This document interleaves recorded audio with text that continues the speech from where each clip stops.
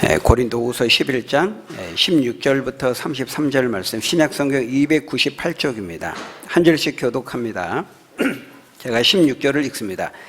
내가 다시 말하노니 누구든지 나를 어리석은 자로 여기지 말라. 만일 그러하더라도 내가 조금 자랑할 수 있도록 어리석은 자로 받으라.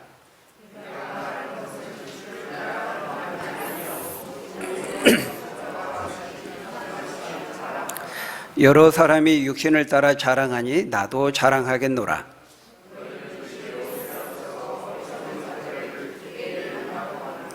누가 너희를 종으로 삼거나 잡아먹거나 빼앗거나 스스로 높이거나 뺨을 칠지라도 너희가 용납하는도다.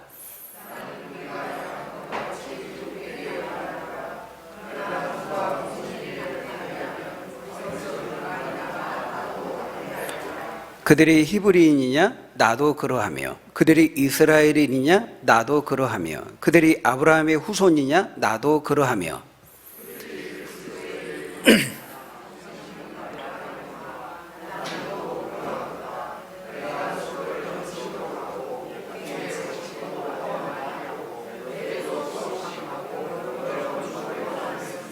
유대인들에게 40에서 하나 감한 매를 5번 맞았으며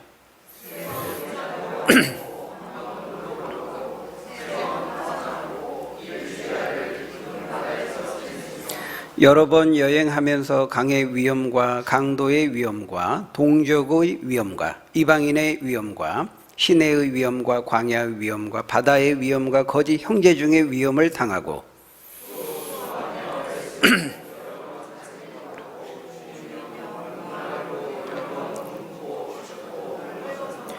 이 외의 일은 고사하고 아직도 날마다 내 속에 눌리는 일이 있으니 곧 모든 교회를 위하여 염려하는 것이라.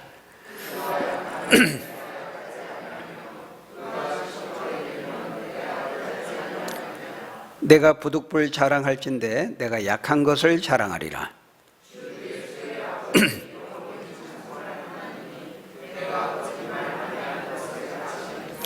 다메섹에서 아레다 왕의 고관이 나를 잡으려고 다메섹 성을 지켰으나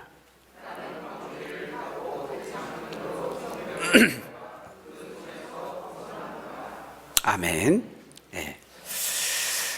오늘 읽은 오늘 본문은 우리가 진정으로 자랑해야 될 것이 무엇인가를 우리에게 말씀하고 있습니다. 여러분, 예수 믿는 우리가 진정으로 내세우고 자랑해야 될 것이 무엇일까요? 오늘 본문을 통해서 사도 바울은 특별히 여기 30절에 보니까 뭐라고 말합니까? 사도 바울이 부득불 자랑할진대 내가 약한 것을 자랑하리라 그렇게 말씀합니다. 부득불, 내가 꼭 자랑해야 될 것이 있다면은 그것은 다른 것이 아니고 내가 약하다는 것을 자랑할 것입니다. 이렇게 말하고 있어요. 여러분, 세상 사람들과 너무 다르죠? 세상 사람들이 자랑하는 것이 뭡니까? 세상 사람들은 약함을 감추지요. 절대로 드러내지 않죠. 자신의 약함을 드러내는 것은 약점을 노출하는 것이라 생각하기 때문에 없어도 있는 듯하고 가지고 있지 않아도 가진 것처럼 하고 약해도 그 약함을 감추면서 허세를 부리면서 강한 척 합니다. 그래서 자신의 강함을 내세우려고 하고 오히려 그것을 피하려고 하죠.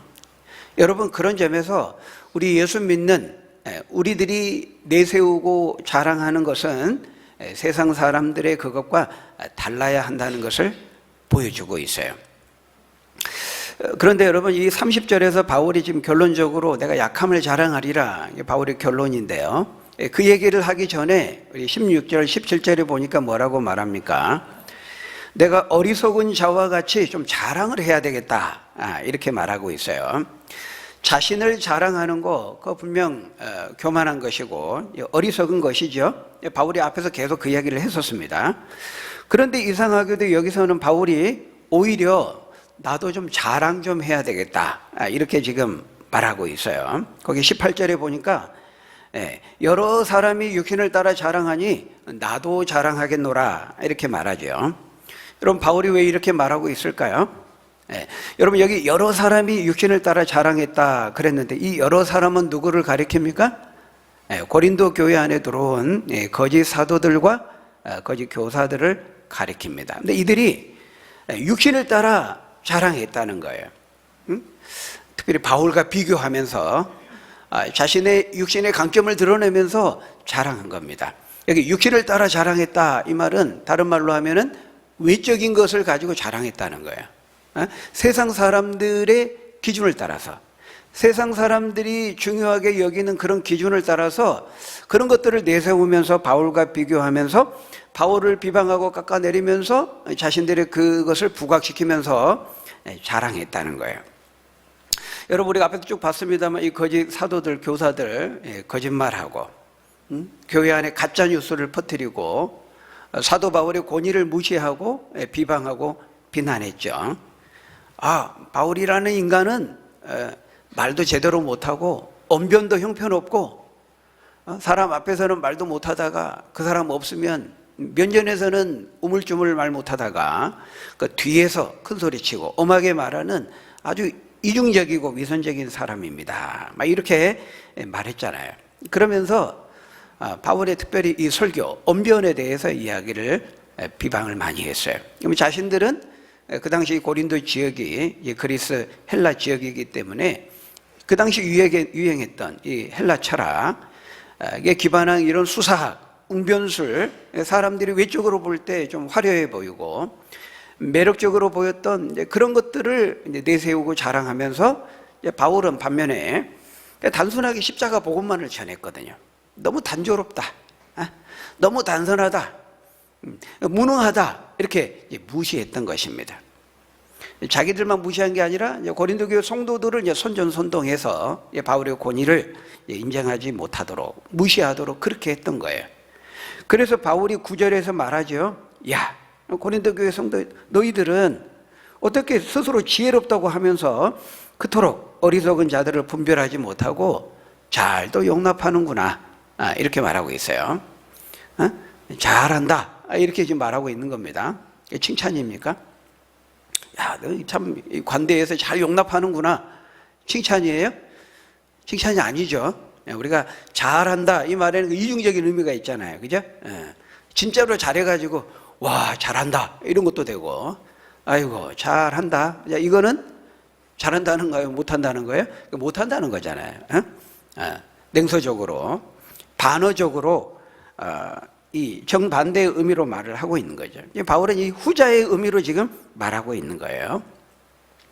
여러분, 고린도 교회 성도들이 이 세상 기준을 따라 외적이고 육신적인 것들을 늘어놓으면서 자랑하고 있는 이 거짓 사도들, 이 교사들을 어떻게 대했어요? 거기 20절에 보면요. 자, 우리 20절 한번 같이 읽어볼까요? 시작. 누가 너희를 종으로 삼거나 잡아먹거나 빼앗거나 스스로 높이거나 뺨을 칠지라도 너희가 잘 용납하는도다. 누가 고린도 교회 성도들을 이렇게 대했다는 거예요? 거짓 사도들, 교사들. 그런데도 너희 참 잘 용납하는구나. 마음도 넓다. 참 잘 용납하는구나. 근데 바울을 향해서는 그러지 않았잖아요.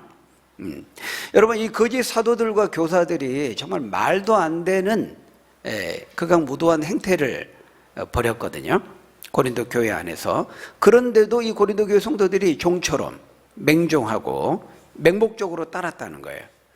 여기 보면 거짓 교사들과 사도들이 벌인 이 5가지 행태를 지금 말하고 있죠.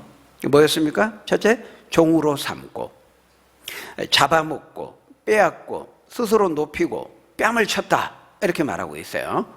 5가지를 쭉 열거하고 있는데, 첫째로 종으로 삼거나 그랬는데요.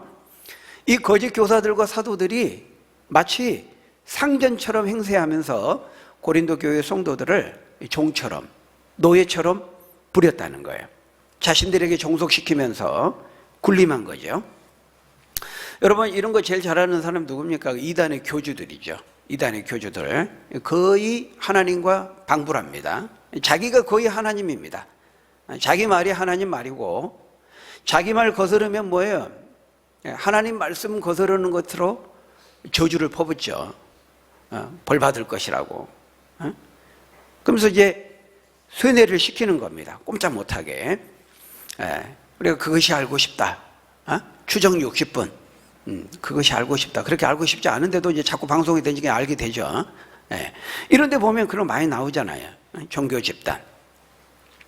여러분, 이런 걸 뭐라 그러죠? 우리가 가스라이팅이라고 그래 하잖아요. 가스라이팅. 뭔가 그 사람을 위하는 척 하면서 실제로는 그 사람의 마음과 심리를 조종하고 통제하는 거. 그 사람의 이 마음을 완전히 착취하는 거죠. 우리를 뭐 가스라이팅 이렇게 말하는데, 완전히 종처럼 종속시켜가지고 육체적으로 정신적으로 그 사람을 지배하고 착취하는 겁니다. 그게 이제 첫 번째, 종처럼 부렸다라는 거예요. 두 번째, 세 번째가 뭡니까? 잡아먹거나 빼앗거나 그랬죠. 같은 말입니다. 마치 짐승이 먹이를 가로채가지고 빼앗고 먹는 것처럼, 그렇게 여기서 이제 빼앗았다, 취했다. 물질과 돈을 빼앗고 취한 것도 당연히 포함되겠고, 무엇보다 이 영혼과 정신을 가로채고 착취했던 것입니다. 그런데도 놀라운 사실은 뭐예요? 고린도 교회 성도들이 좋다고 따랐다는 겁니다. 잘 용납하는구나. 그리고 네 번째가 뭡니까? 스스로 높였어요. 이들은 우리가 자고한다 이렇게 말해요. 스스로 자기를 높인 겁니다. 자랑한 겁니다. 아주 교만의 대표적인 모습이잖아요. 하나님 제일 싫어하는 게 뭡니까? 교만이죠. 모든 죄의 뿌리에는 교만이 있습니다. 에덴 동산에서 아담과 하와가 죄를 범할 때에도 사탄이 뱀을 통해서 야, 이거 먹으면 하나님과 똑같아진다. 그래? 하나님과 똑같아진대. 그 교만한 마음에 미혹되어서 먹었잖아요. 그래서 이 교만한 마음, 하나님 제일 싫어하는 건데, 이들은 스스로 자신을 높이면서 그 교만을 드러내었는데도 고린도 교회 성도들은 좋다고 따랐다는 거예요. 여러분, 우리가 그 사람을 이렇게 분별할 때요, 중요한 그 기준 중 하나가 뭐냐면 교만입니다. 그 사람이 목회자든, 뭐 성도든, 지도자든, 어떤 사람이든 예외가 없어요. 그 사람이 아무리 지금 뭐 대단하고, 뭐 대단한 성취와 업적을 남기고, 뭐 대단한 위치에 있고, 높이에 있고, 그런다 하더라도요, 일단 여러분, 그 사람이 교만하면 거리를 둬야 됩니다. 좀 지켜봐야 됩니다. 사람을 판단할 때 일단 교만하면 언젠가는 무너지게 되어 있습니다. 넘어지게 되어 있습니다. 이게 원리입니다. 원리. 하나님께서요, 당신의 이름을 걸고 온 세상을 향해 선포한 거잖아요. 하나님은 겸손한 자를 높이시고 교만한 자를 대적하신다 그랬거든요. 베드로전서 5장 5절 6절에 보면 말씀하잖아요. 젊은 자들아, 이와 같이 장로들에게 순종하고 다 서로 겸손으로 허리를 동이라. 하나님은 교만한 자를 대적하시되 겸손한 자들에게는 은혜를 주시느니라. 그러므로 하나님의 능하신 손 안에서 겸손하라. 때가 되면 너희를 높이시리라. 하나님께서 이게 정하신 원리예요. 그러니까 지금 뭐 그 사람이 큰 소리 치고 뭐 높은 자리에 있고 대단한 업적을 남기고 그랬는데 교만하다, 오래 못 갑니다. 그 사람이 뭐 운동선수든 무슨 뭐 정치인이든 뭐 경제인이든 과학자든 누구든 예외가 없어요. 그래서 잠언 16장 18절에 보면 교만은 패망의 선봉이요 거만한 마음은 넘어짐의 앞잡이니라 말씀했잖아요. 근데 이 거짓 교사들과 사도들이 스스로를 높이고 교만하는데도 고린도 교회 성도들은 놀랍게도 딱 한 번에 딱 보고 간파하는 것이 아니라 그걸 대단하게 여기는 겁니다. 그걸 높이 평가하고 그러면서 추정한 거예요. 사람들이 그러잖아요. 뭔가 좀 인격적이고 이렇게 겸손하고 이러면요, 주목을 받지를 못해 사람들이. 그러니까 어떻게 해요? 막 이게 거칠게 합니다. 막 막말을 하고. 정치인들도 보세요. 묵묵히 자기 의정 활동을 하고 주어진 자리에서 이렇게 한 사람은 주목을 못 받아요. 그러니까 막 막말을 합니다. 거친 말을 하고 막 되지도 않는 말들 막 하고 일단 뉴스를 타야 되니까. 여러분, 연예인들도 보세요. 엄청나게 막 노출을 합니다. 무명인들은 시선을 끌어야 되니까. 그러니까 옷을 입었는지 안 입었는지 모르게 막 옷을 입어요. 그래야지 사진 받고 또 뉴스 나오고 매체에 주목을 받거든요. 그러면 어떤 형태로든지 뭐 좋은 의미든 안 좋은 어떤지 일단 시선을 끌어야 돼. 주목을 받아야 돼. 시대가 그렇게 됐어요. 정치인들도 묵묵히 자기 자리에서 이렇게 하는 사람들은 주목을 못 받아요. 그런 국회의원이 있었나? 근데 이제 막 막말하고 거친 말하고 막 자극적으로 선동적으로 이렇게 해야 이제 주목을 받거든요. 그 이름이 올려지고 이제 주목을 받으니까 그래서 그렇게 막 하는 거예요. 우리가 이제 백성들이 그걸 이제 수준이 높으려면은 이제 그걸 잘 분별을 해야 돼. 막 가짜 뉴스 퍼뜨리고 선전선동하고 막 거짓말하고. 근데 그거를 분별을 못하고 부안내동하는 거죠. 그럼 그 수준이 되는 거예요. 지금 이 사람들이 하나님 행태를 봐. 종으로 부리고, 우리가 막 그러잖아요. 막 설교제 강단에 올라가지고 막 욕하고, 요즘도 그런 목회자들이 있잖아요. 막 반말하고, 거칠게 말하고 막 욕하고. 그러면은 사람들이 안 졸아요. 근데 여러분, 하나님은 사랑이십니다. 막 이러면 졸아. 막 자극적인 말, 선동적인 말 해야지, 안 졸거든요. 우리의 죄성이 그렇게 돼 있어요. 그러니까 자꾸 선동적으로 그렇게 가는 거예요. 자극적으로. 방송도 그렇고. 방송도 두 사람이 건전하게 만나서 결혼해서 행복한 가정생활을 한다. 이런 드라마 만들어봐서 누가 봅니까? 그런 거. 한 번 꼬고, 두 번 꼬고, 알고 봤더니, 예전에 막 이복 형제가 아니고 막 이래야 한 번 꼬고, 두 번 꼬고, 세 번 꼬고 막 이상하게 해야 이제 사람들이 이런 것도 있어 하면서 이제 보잖아요. 이게 우리 죄성이 그렇게 된 거예요. 정상적인 것이 정상으로 안 받아들여요. 지금 이 고린도 교회 안에도 이 거짓 사도들, 이 교사들이 하는 거 보면 지금 말도 안 되는 무도한 행태를 벌이고 있는데도 자기가 막 하나님이 돼가지고 자기 한 마리 막 껍복 죽게 만들고 종속시키고 막 종처럼 부리고 노예처럼 부리는데도 성도들이 막 저다고 따라가는 겁니다. 카리스마가 있네. 저렇게 막 거치게 말하면 뭔가 있네. 막 그러면서 막 부흥사들 막 반말하고 막 함부로 말하고 거짓말하면은 뭔가 거기가 막 하나님처럼 느껴지잖아요. 할렐루야, 저주를 받을자 막 이러면 막 하잖아요. 그런 것 같은 거예요. 네, 여러분 그걸 잘 분별해야 되죠. 여러분, 그래서 사도 바울이 지금 너무 어이가 없으니까 그런 것들이 그렇게 좋아 보이고 대단해 보이고 그러냐? 그래서 지금 사도 바울이 그럼 나도 좀 내 자랑 좀 하겠다. 그런 관점에서 너희들이 보는 거 외적인 인간적인 그리고 육신적인 것을 따라 자랑하는 것을 대단해 보이고 그러면 나도 좀 할 말이 있다. 나도 좀 자랑해. 너희 수준에 맞춰가지고 나도 좀 자랑 좀 하겠다 하면서 지금 그런 자랑을 하고 있는 거예요. 바울이 진짜 이런 것들을 높이 생각하고 평가해서 자랑하는 것이 아니라 고린도 교회 성도들이 그런 것들을 추종하고 대단하게 여기니까 나도 자랑할 테니 좀 들어보라 하면서 지금 그들의 어리석음을 책망하고 있는 거죠. 어리석은 자랑을 추종하니까 그 어리석음을 책망하고 있는 것입니다. 진짜로 바울이 이런 육신적인 것들을 자랑하고 스스로 자신을 높이려고 한 것이 아니죠. 그 다음 여러분 다섯 번째로 보십시오. 다섯 번째로 이 거짓 교사들과 사도들이 어떻게 했어요? 그 20절을 보니까 심지어는 고린도 교회 성도를 뺨을 때렸다. 그런데도 너희가 잘 용납하는구나. 이렇게 말하고 있어요. 여러분 이 뺨을 때렸다는 것이 정말 물리적으로 뺨을 때렸다는 것일 수도 있고 비유적으로 한 표현일 수도 있어요.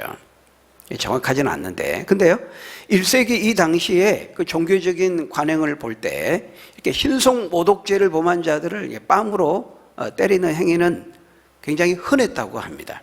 그래서 사도행전 23장 2절에 보면요 사도 바울도 뺨을 맞는 장면이 나오거든요. 대제사장 아나니아로부터 그 입을 치라. 그러니까 입을 맞고 뺨을 맞는 장면이 나와요. 그러니까 이 거짓 교사들과 사도들이 앞에서 종처럼 막 함부로 대하고 그랬잖아요. 그렇게 했다면은 뺨도 충분히 때릴 수 있을 것이라 우리가 추측해 볼 수가 있는 거예요. 자신들의 말을 막 반대하거나 막 거스르고 이런 행위를 하면은 이제 신성 모독죄를 적용해가지고 네가 하나님 말씀을 그렇게 거부해 막 그러면서 뺨을 때릴 수 있는 겁니다. 여러분 우리가 이렇게 비상식적이고 말이 안 되는 이런 무도한 행위를 우리가 보면 우리가 상식적으로 생각할 때 이런 일이 교회 안에 있을 수가 있을까? 뭐 뺨을 때리고 근데 여러분 그런 일들이 비일비재하게 벌어져요. 여러분 그것이 알고 싶다 추정 욕심 이런 데 보세요. 상식적인 게 없어요. 말도 안 되는 것들이 막 이루어지고 자행되고 있는데도 그 교주를 추종하고 따르는 걸 보지 않습니까? 응? 진짜 저럴 수가 있어? 저런 걸 진짜 믿을 수가 있어? 우리 도저히 이해가 안 되는데요. 아까 말했잖아요. 가스라이팅 되면은 종속돼요. 거기에 조종되고 통제당하고 마치 이제 하나님처럼 여기는 거예요. 여러분 몇 년 전에도요.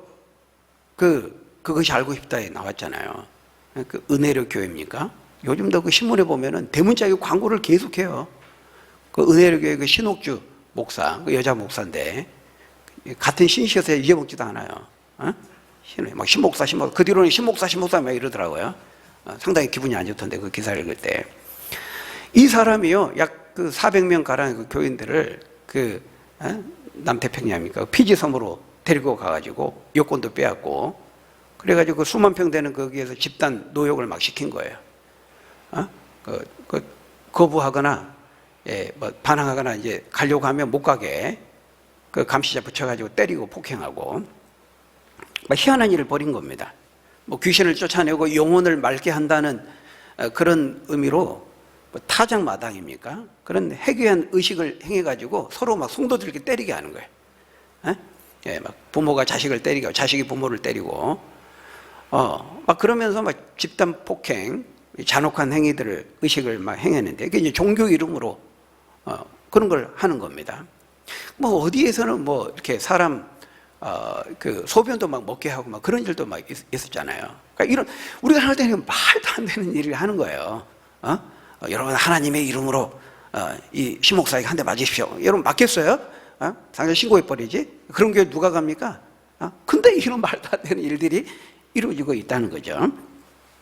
그러니까 결국 이제 2018년도에 그것이 알고 싶다에 방영돼 가지고 수사받고 구속됐어요. 기소돼 가지고 대법원 작년 2020년도 그때 이제 대법원 확정 판결을 받았죠. 이 신옥조 목사가 이 폭행죄로 이제 7년간 구속되는 걸 그렇게 이제 최종 확정을 받았는데요. 여러분 우리가 이런 것을 보면은 이런 말도 안 되는 주장을 성경을 가지고 하는 거예요. 성경을 통해 가지고 타작마당이라고 하는 성경에 있지도 않는 그런 의식을 가지고, 모르겠어요. 아마 흠도 점도 없이 우리가 잘 순결하게 우리를 보존해야 된다. 뭐 그런 것들을 아마 뭐 해가지고 막 그런 것을 했는지 모르겠는데, 그러니까 말도 안 되는 걸 성경을 통해서 주장을 하고, 근데 더 웃긴 것은 그런 말도 안 되는 주장을 또 받아들이고 용납하고 추종하는 사람들이 있다는 거예요. 지금 고린도 교회 안에 일종의 지금 그런 일들이 벌어지고 있는 것입니다. 그러니까 바울이 볼 때 억장이 무너지는 거죠.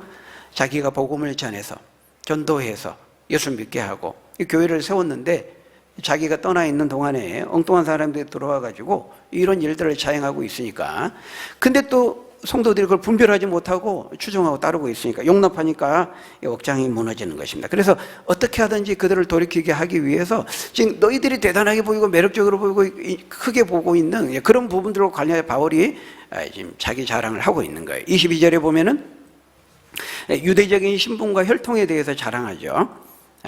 그들이 히브리인이냐, 거짓 교사들, 사도들, 이들이 이제 자기를 유대적인 그 배경을 가지고 이제 자기 자랑을 하니까 바울이 말하는 것입니다. 그들이 히브리인이냐? 나도 그렇다. 그들이 이스라엘임을 자랑하느냐? 나도 그렇다. 그들이 아브라함의 후손이냐? 나도 그렇다. 이렇게 말하고 있어요.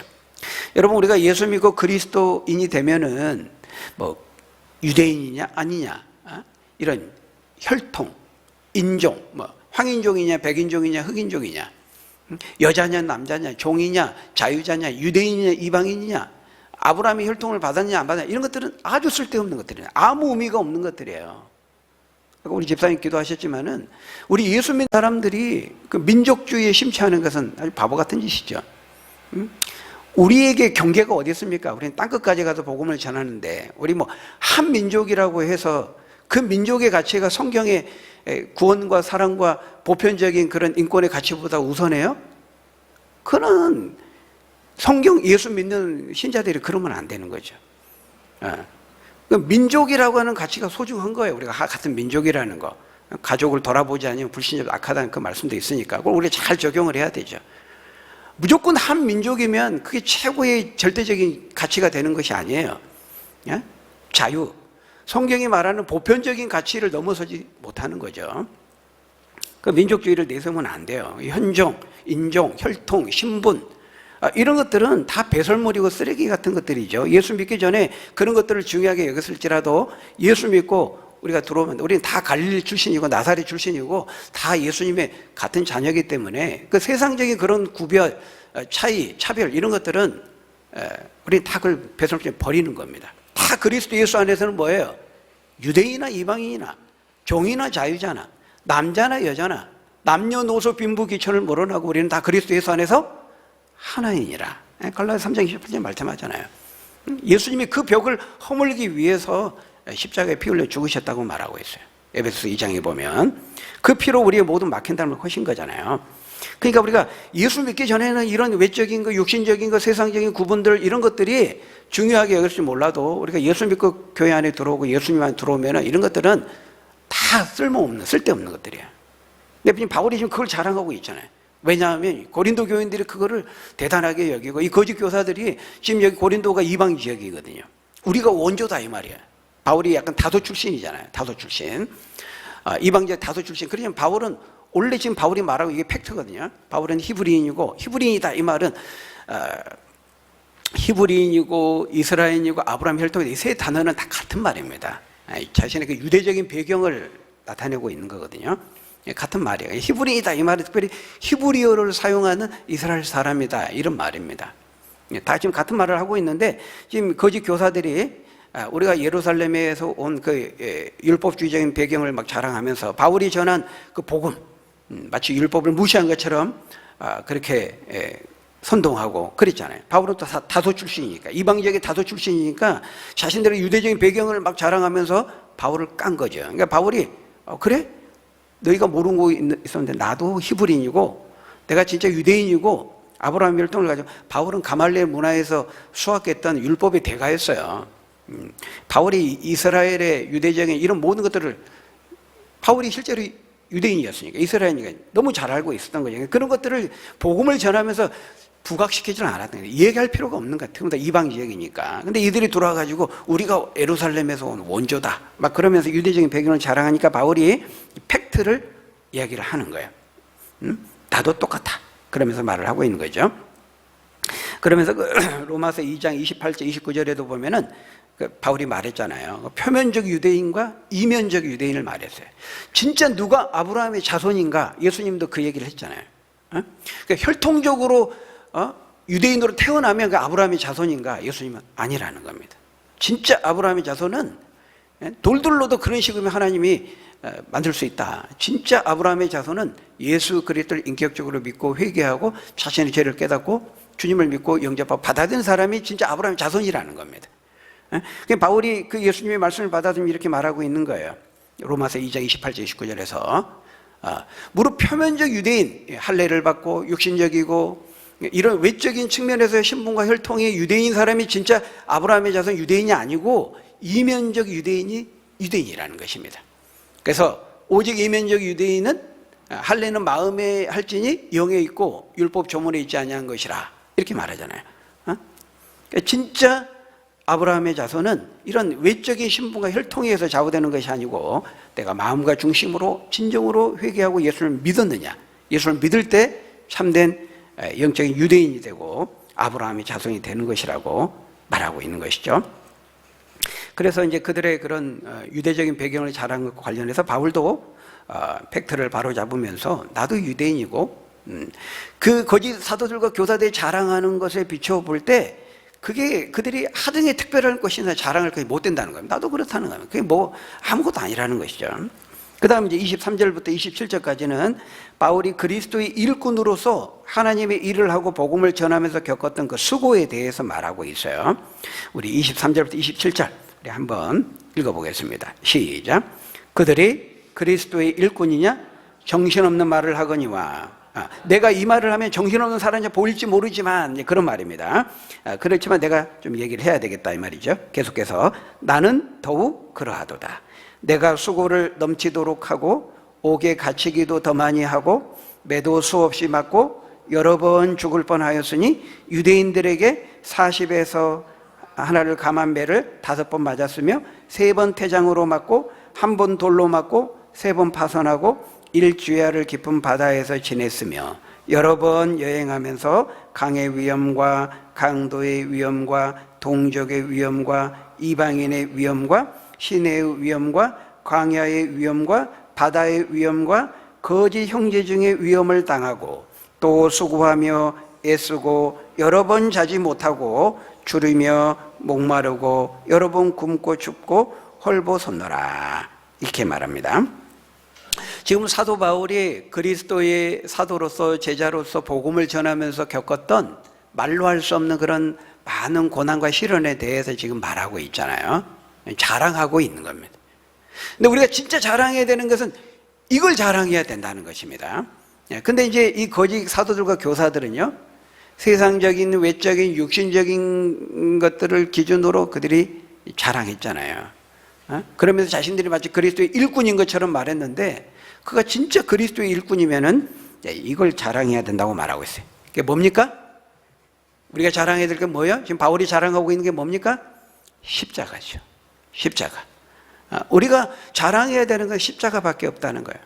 특별히 하나님께서 바울에게 맡겨주신 자기 십자가죠. 십자가.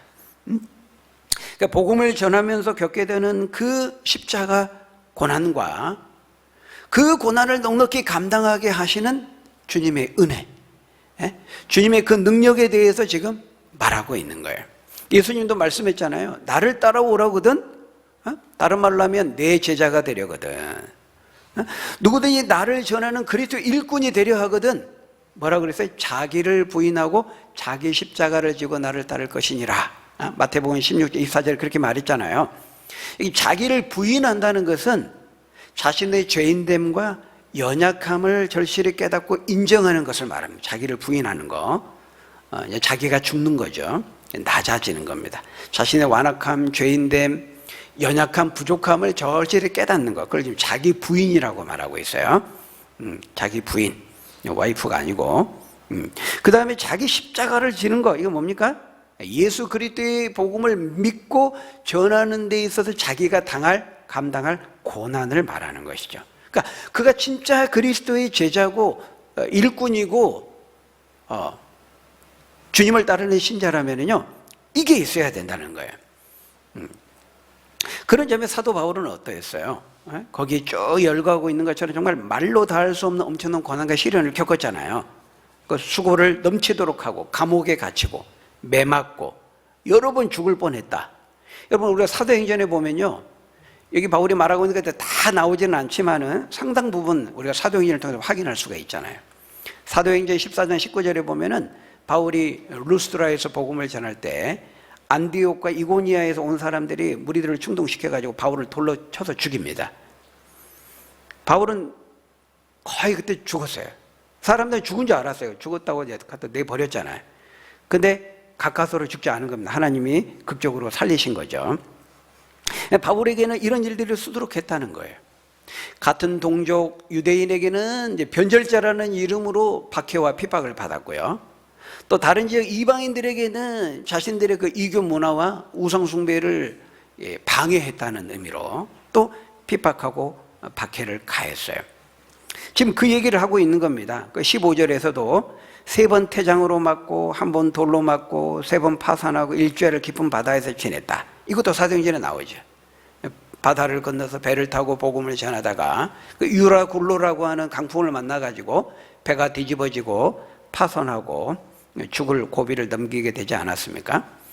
그 얘기를 하고 있는 거예요.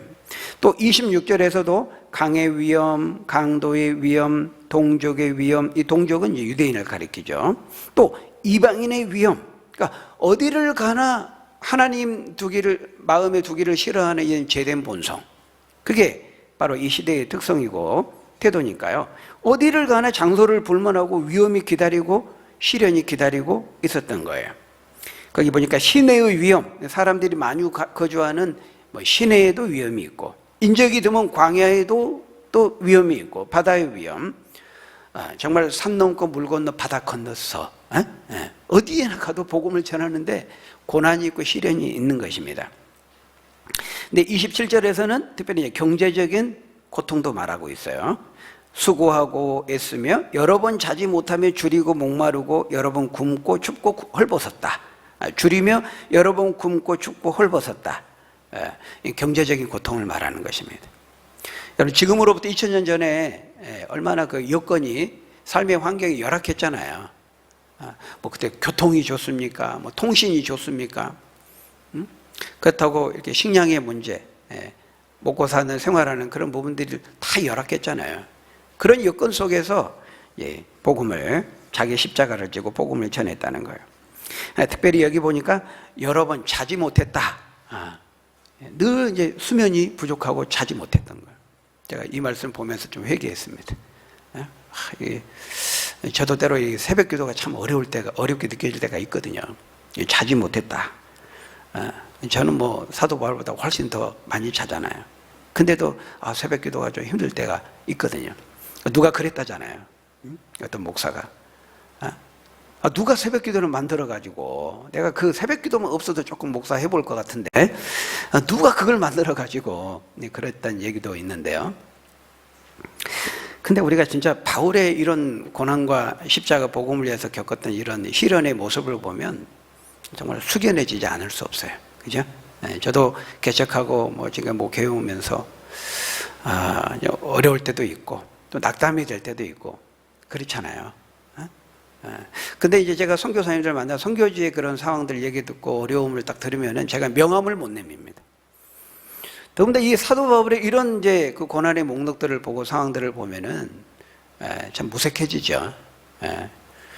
여러분, 우리가 아무리 오늘날 예수 믿기 어렵고 또 복음을 전하기 어려운 시대라고 말하지만은 우리가 바울의 이런 그 십자가의 그 남은 고난을 채운 이런 장면들을 우리가 보게 되면 우리가 비할 바가 못 되지 않습니까? 그렇죠? 물론 2000년의 교회 역사를 보면은 복음을 전하기 쉬웠던, 예수 믿기 쉬웠던, 만만했던 그런 때는 물론 없었어요. 없었지만은 그러나 특별히 더 정말 어려운 때가 있고 또 부흥의 때가 있고 그렇습니다. 근데 오늘 우리가 어렵다 하지만은 물론 그 어려움의 차원이 조금씩 여러 좀 다른 점이 있겠습니다만은 우리가 아무리 예수 믿기 어렵고 전하기 힘들다 그래도요, 우리는 환경을 탓해서는 안 돼요. 오늘 우리에게 주는 환경의 상황을 원망하거나 탓해서는 안 됩니다. 우리가 아무리 힘들어도 바울보다 더 힘들었나요? 그러지는 않잖아요. 예수님보다 더 힘들었나요? 그러지는 않잖아요. 우리가 오늘 요즘 욥기 보고 있습니다만 우리 욥기보다 더 고난이 있습니까? 그렇지 않잖아요. 우리가 바울이 겪었던 이 고난의 상황, 이 복음의 환경에 비하면 말 그대로 조족지혈입니다. 세 발의 피입니다. 우리는 오늘날 너무 좋은 환경 속에서 우리가 살고 있고 사실 정말 감사해야 될 것들이 너무 많은 것이죠. 그래서 이제 바울은 지금 힘들고 어려운 상황 속에 있지만은 그런데도 그 28절에 보십시오. 오히려 그런 자신의 어려움은 고사하고 자신의 그런 고통스러운 환경 상황 이런 것 때문에 힘들다고 말하지 않고 이 외에 이런 고사하고 바울이 염려하고 고통을 느꼈던 것이 뭐라고 말하고 있어요? 아직도 날마다 내 속에 마음에 눌리는 일이 있으니 곧 모든 교회를 위하여 염려하는 것이라. 누가 약하면 내가 약하지 아니하며 누가 실족하게 되면 내가 애타지 아니하더냐. 그러니까 오히려 바울은 자신을 힘들게 하고 고통스럽게 된 그 환경 때문에 염려하고 마음에 눌림이 있는 것이 아니라, 힘들어한 것이 아니라 그런 상황 때문에 어려운 것이 아니라 뭐라고 말하고 있어요? 고린도 교회 성도들을 염려하고 믿음이 약한 영혼들이 실족하게 되는 것을 보는 것, 그것이 더 힘들고 그것이 고통스러웠다고 말하고 있어요. 여러분, 이게 뭡니까? 이게 십자가의 사랑이죠. 오히려 사도 바울은요, 자신에게 주어진 이 힘들고 어렵게 방금 쭉 열거했던 그런 고통의 상황들, 환경들을 통해서요, 바울은 뭘 경험했습니까? 그런 고통의 환경과 상황들을 통해서요, 십자가의 은혜와 사랑을 더 깊이 체험하게 된 것입니다. 십자가의 사랑. 자신도 어찌할 수 없는 그런 환경과 상황을 통해서 자신의 연약함을 깨닫게 되잖아요. 그 연약함을 깨닫게 되면 어떻습니까? 그때 더 하나님 의지하게 되거든요. 그러니까 그런 많은 고난의 상황 속에서, 물론 그것도 십자가 복음을 전하다가 겪는 자기 십자가의 고난이었지만, 자기 십자가의 고난을 겪으면서 자기도 어찌할 수 없는 그 약함과 연약함을 고백하면서 어때요? 주님을 더 의지하게 돼요. 그때 그 모든 어려운 상황들을 감당하고 극복할 수 있는 능력을 하나님이 주십니다. 그 능력을 하나님도 받습니다. 그러니까 이게 십자가의 은혜와 사랑을 계속해서 경험하고 체험하게 된 거예요. 그래서 30절에 결론적으로 바울이 고백하는 거예요. 내가 부득불 자랑할진대 내가 약한 것을 자랑하리라. 그러면서 32절 거기 33절에 보면은 자신의 부끄러웠던, 자신의 그 연약함을 공개하고 있어요. 부끄러웠던 일화를 공개하고 있어요. 다메섹에서 복음 전하다가 자기 죽일 것 같아서 몰래 광주리를 타고 창문으로 도망쳤던 그 얘기를 하고 있는데요. 이 부끄러운 과거지만은 지금 자신의 연약함을 지금 자랑하고 있어요. 내가 부득불 자랑할 텐데 내가 약한 것을 자랑하리라. 여러분, 세상 사람들은 강한 것을 자랑하잖아요. 약한 것을 절대 감춥니다. 나타내지 않습니다. 오히려 약해도 막 강한 척하죠. 그러나 바울은 반대였어요. 내가 부득불, 내가 진짜 자랑해야 할 것이 있다면 나의 연약함입니다. 이렇게 말하고 있어. 왜 그럴까요? 왜 우리 믿는 사람들의 약함을 자랑하고 약함을 드러내야 될까요? 그 약함을 통해서 하나님의 강함을 경험하기 때문에 그렇습니다. 하나님의 약한 자에게 능력을 주십니다. 약한 자를 들어서 하나님은 사용하세요. 약한 자를 들어서 하나님의 능력을 나타내세요. 그러니까 여러분, 우리가 약함은요, 부끄러워할 것이 아니에요. 왜? 약함은 팩트니까. 그건 사실이니까. 그 아닌 것처럼 하는 것이 오히려 부끄러운 것이죠. 자신의 연약함, 죄와 허물을 고백하고 드러내고, 이거는 부끄러운 것이 아니에요. 근데 부끄러운 게 뭐예요? 그럼에도 불구하고 하나님 의지하지 않고 하나님께 고백하지 않고 하나님께 찾지 않는 것, 자신의 약함을 통해서 하나님의 능력을 구하지 않는 것, 이게 이제 부끄러워야 될 일이라는 것이죠. 그러니까 사도 바울은 내가 오히려 약함을 나는 인정하고 자랑하겠다. 거짓 사도들, 교사들은 막 인간적인 막 자기가 대단한 것을 막 자랑하고 자신의 강함을 막 높이고, 고린도 교회 성도들은 그것에 뿅 가가지고 현혹돼가지고 그렇게 했잖아요. 바울은 어떤 점에서 너희들이 그렇게 별거 아니라고 바울이 약하고 연약한 자라고 하는 것을 비판하는 것에 대해서 바울은 내가 너희들의 관점에서 나도 이렇게 할 말이 있지만은 그래, 나는 연약한 자다. 나는 약함을 자랑하겠다. 그렇게 말하고 있어요. 여러분, 십자가는요, 약함을 상징하잖아요. 무기력하게 거기서 달려 죽었잖아요. 십자가는 약해요. 그러니까 사람들이 십자가에 달린 저주받은 지극히 연약한 저런 인간을 무슨 구세주로, 구원자, 우리를 구원할, 우리의 문제를 해결할 구원자를 믿으라니까 말이 안 되는 거죠. 그러니까 유대인에게는 거리끼는 것이고 헬라인이 미련하게 보일 수밖에 없는 게 십자가라는 거예요. 근데 바울은 뭐라 그랬어요? 십자가의 도가 멸망하는 자를 미련한 것이요, 나 구원을 주는 하나님의 능력이 됨이니, 이렇게 했잖아요.